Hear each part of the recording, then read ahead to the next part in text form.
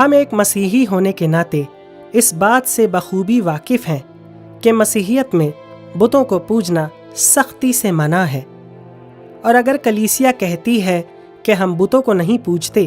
بلکہ ہم بت بنا کر یادگاری کے طور پر گرجا گھروں میں رکھتے ہیں، تو ہمارا سوال یہ ہے کہ ہم ایسے کم عقل لوگوں سے یہ کیوں نہیں پوچھتے کہ کیا آپ لوگ خدا کے کلام کو مانتے ہیں یا اپنی سوچ کو؟ خروج 20 باب 4 سے 5 آیت میں خدا کا کلام کہتا ہے، تو اپنے لیے کوئی تراشی ہوئی مورت نہ بنانا، نہ کسی چیز کی صورت بنانا جو اوپر آسمان میں یا نیچے زمین پر یا زمین کے نیچے پانی میں ہے۔ تو ان کے آگے سجدہ نہ کرنا اور نہ ان کی عبادت کرنا، کیونکہ میں خداوند تیرا خدا ہوں، اور جو مجھ سے عداوت رکھتے ہیں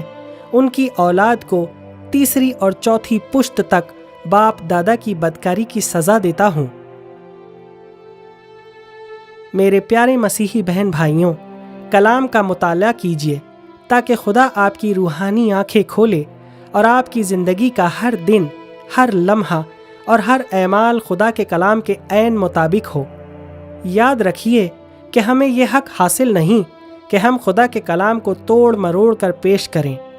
اور اپنی سہولیات کے حساب سے اس کو استعمال کریں، بلکہ انجیل مقدس میں جو جیسا لکھا ہے وہ پتھر پہ لکیر ہے، اور اس میں کسی طرح کے بدلاؤ کی کوئی گنجائش نہیں ہے۔ آمین۔